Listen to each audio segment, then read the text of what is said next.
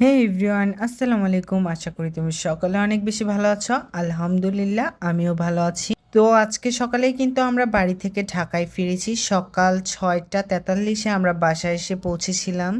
যাই হোক, এখন আমি রান্না করব শিং মাছ। চলো তোমাদের সাথে শেয়ার করি। আমি কিন্তু তেমন ভালো রান্না করতে পারি না, ঠিক যতটুকু পারি ততটুকুই তোমাদের সাথে শেয়ার করছি। তো প্রথমেই কড়াইয়ে তেল দিয়ে অল্প একটু জিরা দিয়ে পেঁয়াজগুলোকে দিয়ে আমি ভেজে নেব। হালকা করে পেঁয়াজগুলোকে ভাজা হয়ে গেলে আমি এখানে সব ধরনের গুঁড়া মশলা দিয়ে দিব, যেমন মরিচের গুঁড়া, হলুদের গুঁড়া, ধনিয়া গুঁড়া, গরম মশলার গুঁড়া আর স্বাদ মতো লবণ দিয়ে মশলাটাকে ভালোভাবে কষিয়ে নেব।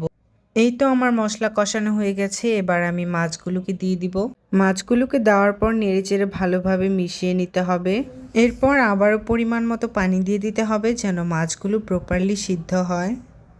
তো আমার রান্না কিন্তু প্রায় শেষ। তো কেমন লাগলো তোমাদের কাছে অবশ্যই কমেন্ট করে বলবে। এমনিতে আমি সচরাচর রান্না করি না, মাঝে মধ্যে একটু একটু চেষ্টা করি।